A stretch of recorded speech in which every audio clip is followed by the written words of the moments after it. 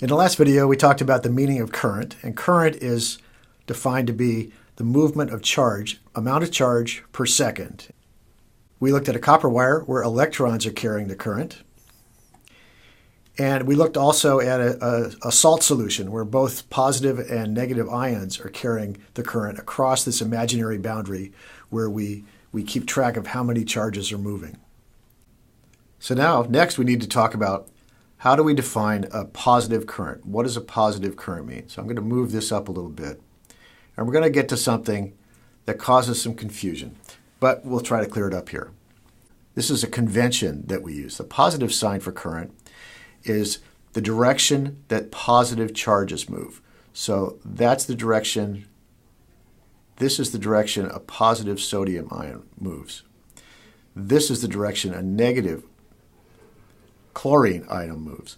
When I assign a positive direction to the current, the overall positive direction is going to be in this direction. That's plus current. Plus current.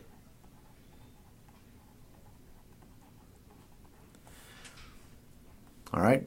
And the same thing actually holds for a wire. If I draw, let's go back and draw my wire again. If I draw my copper wire, and inside there, we know that all these little electrons, all the electrons are moving in that direction. So Q minus is moving in that direction. And when I assign a direction for the arrow for a current, the current arrow points this way, plus current. So for instance, if I had 10 electrons per second that were moving in this direction here, I would say the current is plus 10 charges per second in this direction. And you ask yourself, if it's always electrons carrying current, why on earth do we point the arrow in the other way? And that actually goes back, way back in history, to our friend Ben Franklin. Ben Franklin is the person who basically made a decision that said the charge on an electron is minus. Now, when he made that decision, nobody knew there was such a thing as an electron. So Ben Franklin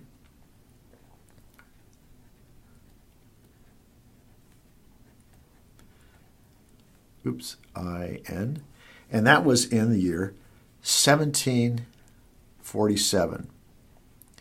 Ben Franklin is a person who assigned plus and minus as being the two types of charge that existed. And when he did that, he had no idea, nobody had any idea that there was such a thing as an electron. Electron was discovered by a physicist named J.J. Thomson in the year 1897. That was when the electron was discovered. And believe it or not, if we do the subtraction here, look at this. It's 150 years.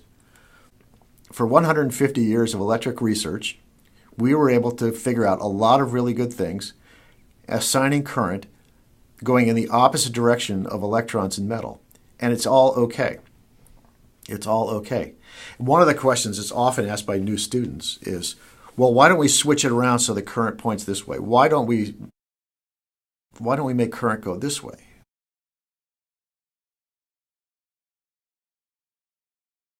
So why didn't we just switch it around?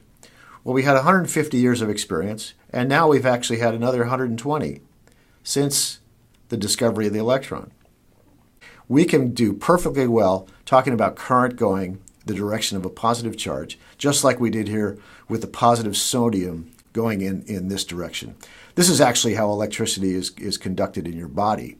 So it's not uncommon to have positive charge moving around. That's the definition of current in a nutshell.